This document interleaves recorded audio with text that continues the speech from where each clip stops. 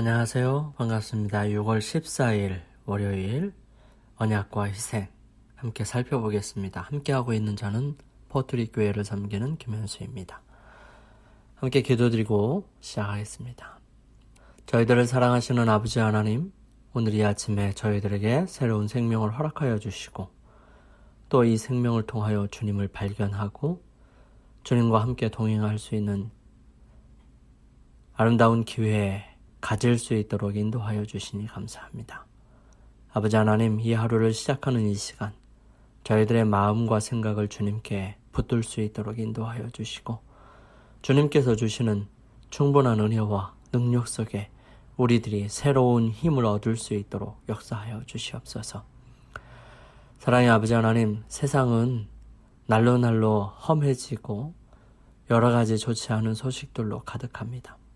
하지만 그러한 과정 속에서도 희망이 있고 늘 언제나 주님의 보호하심이 있으며 주님을 신실하게 섬기는 사람들을 통하여 많은 도움을 얻을 수 있도록 세상 사람들을 보살피시고 붙드심을 인하여 감사를 드립니다. 주님, 저희들에게 맡겨주시는 그 사명들을 저희들 감당할 수 있도록 인도하여 주시고 우리들이 그러한 봉사를 하려 할 때 저희들의 모습과 저희들의 가진 것과 저희들의 잘남이 아니라 오직 저희들을 위하여 모든 것을 희생하신 주님을 생각할 수 있도록 인도하여 주시고 그러한 주님께서 저희들에게 베풀어 주신 그 은혜를 함께 나누는 것으로 저희들의 마음과 생각을 늘 언제나 겸손하게 주님 앞에 붙들어 맬 수 있도록 도와주시옵소서. 오늘 이 아침에도 정말 간절한 마음으로 주님 앞에 기도를 드리는 주님의 사랑하는 자녀들이 있습니다. 불쌍히 여겨주시고 그들의 기도를 주님께서 들어주시며 주의 거룩하심과 은혜로 채워주셔서 그 모든 일을 하나하나 주님 안에서 이루어갈 수 있도록 인도하여 주시며 그 일들이 맞춰질 그때에 주님께 고백하며 감사드릴 수 있도록 역사하여 주시옵소서. 주님, 연약하고 모든 것들을 다 알지 못하는 저희들이지만 저희들 그 모든 것들을 혼자서 안고 해결하기 위하여 애쓰는 그러한 사람이기보다는 언제나 저희들을 위하여 도와주시고 함께 하시고자 하시는 주님을 기억할 수 있는 믿음과 용기를 허락하여 주시고 그러한 주님께 저희들의 연약함을 맡기고 주님께로부터 지혜를 얻어 이 세상 모든 일들을 하나씩 해결해 나가는 아름다운 주님의 자녀들이 되게 도와주시옵소서. 쉽지 않고 좋지 않은 일입니다. 하지만 주님께서 역사하심으로 이 모든 일들을 주님 안에서 잘 이루어갈 수 있도록 축복하여 주시옵소서. 주님, 오늘은 언약과 희생 함께 살펴볼 겁니다. 희생이 주님께로부터 먼저 시작됐음을 바라볼 수 있도록 인도하시고 저희들의 모습과 삶을 통하여 이 모든 것들을 잘 적용해 나갈 수 있는 아름다운 하루가 되게 인도하여 주시옵기를 저희들을 사랑하시는 예수님의 이름으로 간절히 기도드립니다. 아멘.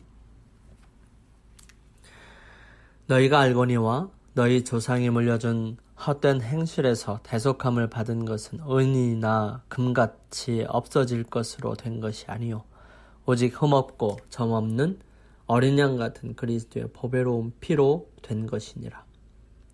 베드로전서 1장 18절 19절에 있는 말씀입니다. 그리스도의 복음은 만민이 가질 수 있는 축복이지요.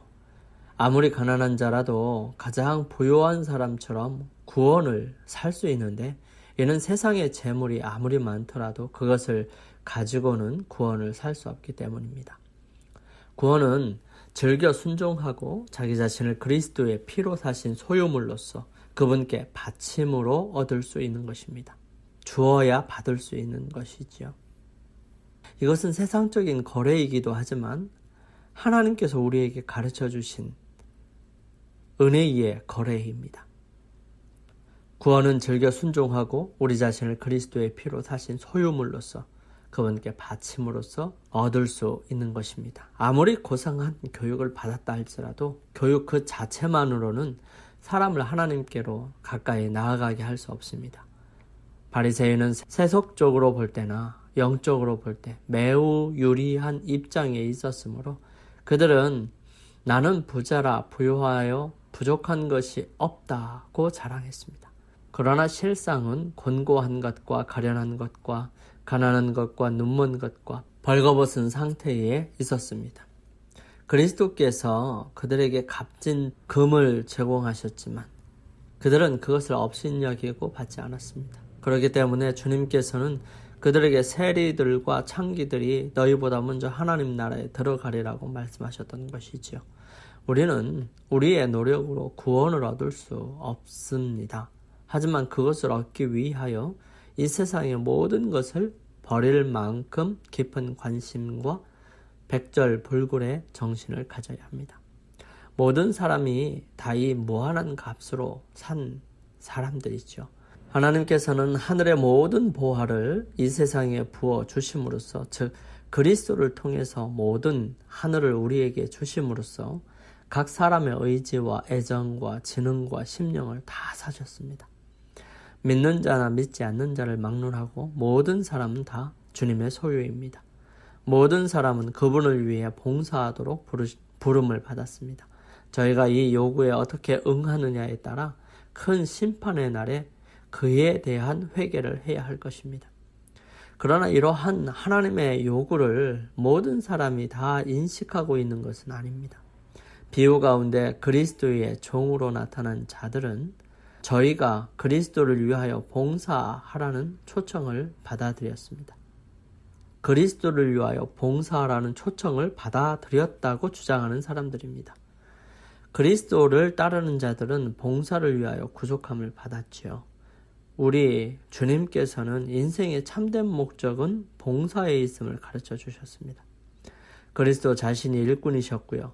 그분을 따르는 모든 사람들에게 봉사의 법칙, 곧 하나님과 저들의 동포에게 대한, 저희들의 동료들의, 저희 이웃들에 대한 봉사의 법칙을 주셨습니다. 이 점에 있어서 그리스도께서는 저희가 알고 있는 것보다 훨씬 고상한 생애의 개념을 세상에 보여주셨습니다. 사람은 다른 사람을 위해 봉사하는 생애를 통해서 그리스도와 연결되지요.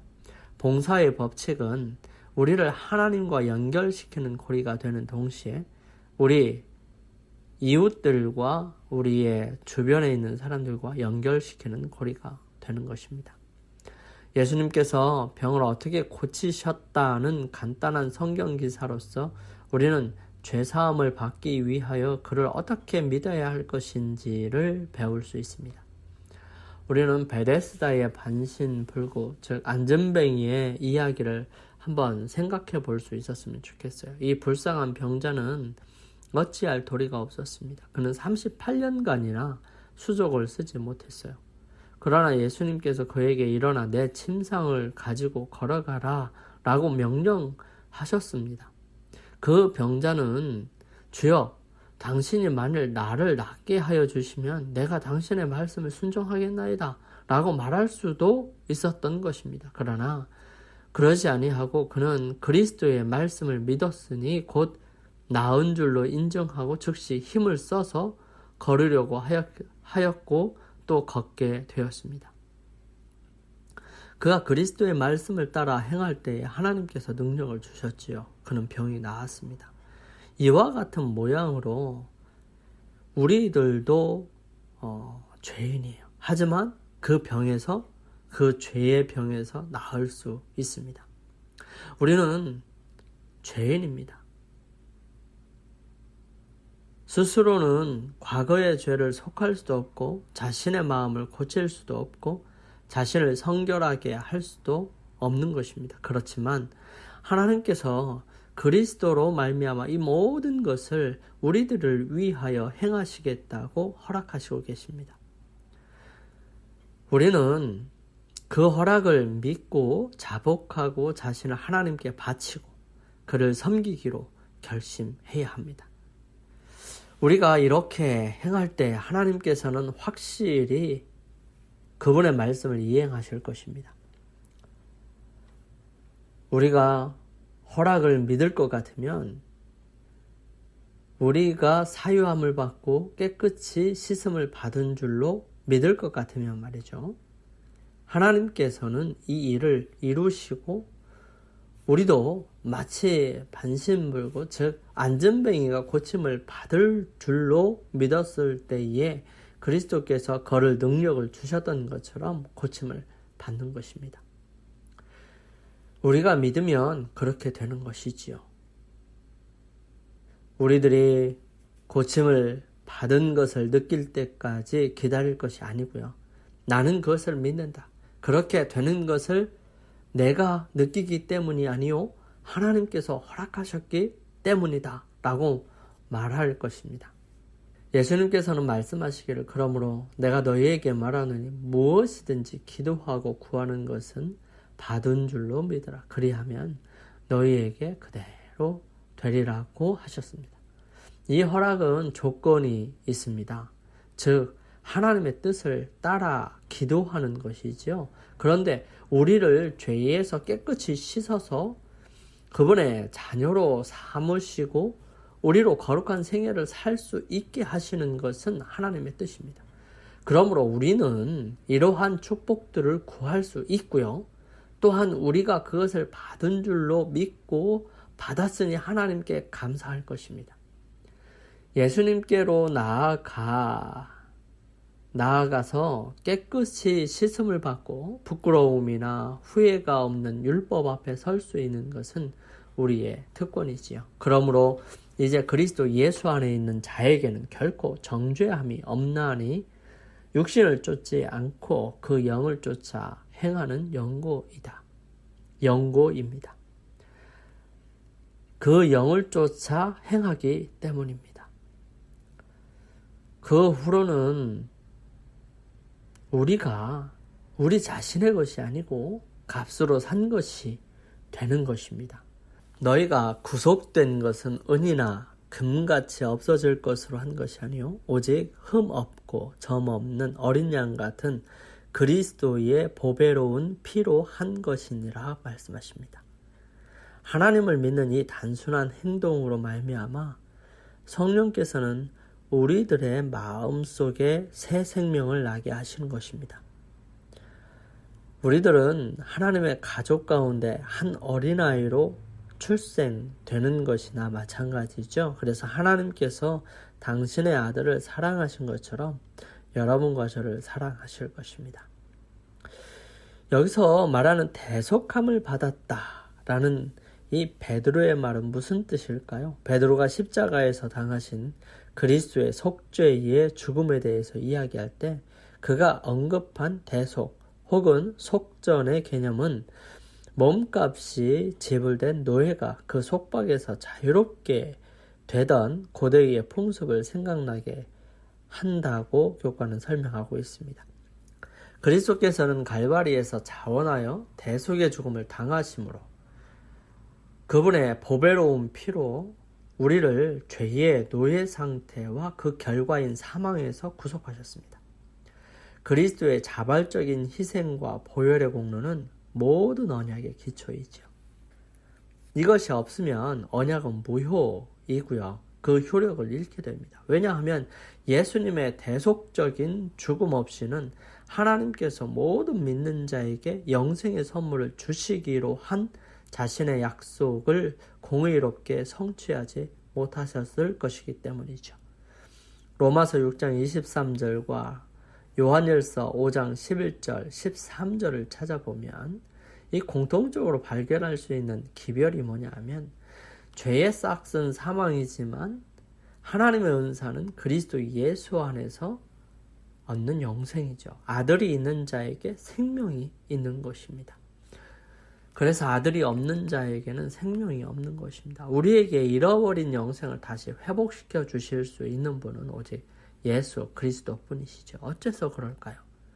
창조주의 의로우심과 그분의 무한한 희생의 대가만이 율법을 깨뜨림으로 말미암아 인류가 지게 된 죄의 빚을 해결할 수 있기 때문입니다. 율법을 범한 죄를 해결할 수 있는 유일한 값은 예수 그리스도의 십자가상에서 돌아가신 죽음입니다.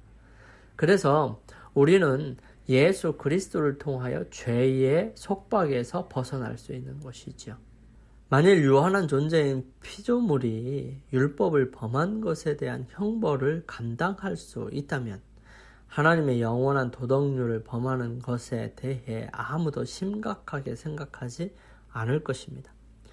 오직 고요하고 파생되지 않고 영원한 생명을 가지신 예수 그리스도 하나님의 아들, 하나님과 동등된 분만이 율법을 범함으로 빚진 자들을 위해 속전을 지불하고 자유롭게 하실 수 있으십니다.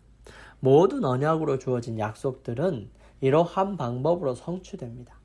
영생의 약속도 이렇게 얻어지죠. 이런 과정을 통해서 우리가 죄와 죽음으로부터 구속함을 받게 된 것입니다. 하나님의 거룩한 율법을 범함으로 죄의 노예가 된 인류를 위해 하나님께서는 당신의 보배로운 피를 흘려서 구속하심으로 영생의 소망을 허락하신 것입니다. 구원은 하나님께서 우리에게 허락하신 가장 귀중한 선물임이 분명하지요. 하지만 그 선물이 우리에게 주어지기까지 예수님의 생명이라는 엄청난 값이 지불되었음을 기억해야 합니다. 그 사실을 기억할 때 우리는 하나님께서 우리에게 허락하신 구원의 은혜가 얼마나 큰 축복인지 더욱더 깊이 깨닫게 되고요. 그러한 하나님의 은혜에 반응하여서 기쁨으로 순종의 삶을 살게 되는 것입니다.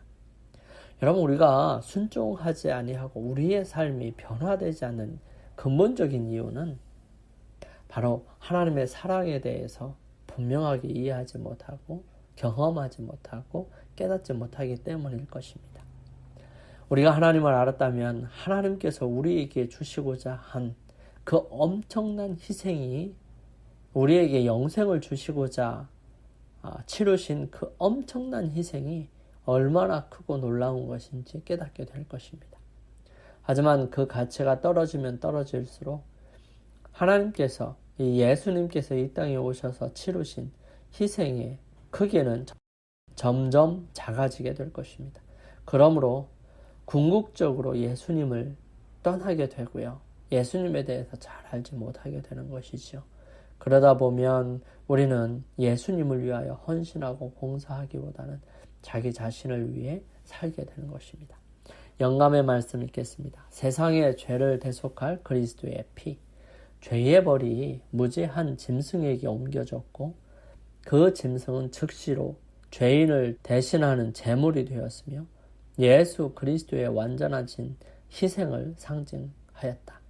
이 희생 제물의 피를 통하여 인간은 세상의 죄를 대속하실 그리스도의 피를 바라보았다.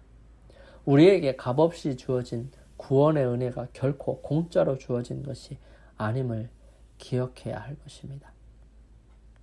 하나님의 놀라우신 축복과 은혜를 간구하면서 우리 함께 기도드리겠습니다.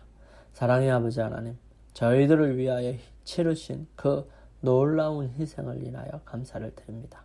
주님, 그 희생의 대가로 저희들이 값없이 구원을 얻었습니다. 그러한 구원을 헛되이 망치지 않도록 도와주시고 주의 거룩하심과 은혜로 저희들과 함께하여 주심으로 이루어 주시옵소서. 아버지의 놀라우신 섭리와 은혜와 능력이 매 순간 함께하여 주셔서 오늘도 주님 안에서 승리의 삶을 살아갈 수 있도록 저희들 한 사람 한 사람을 붙들어 주시옵기를 간절히 빌고 나오며 저희들을 사랑하시는 예수님의 이름으로 기도드립니다. 아멘.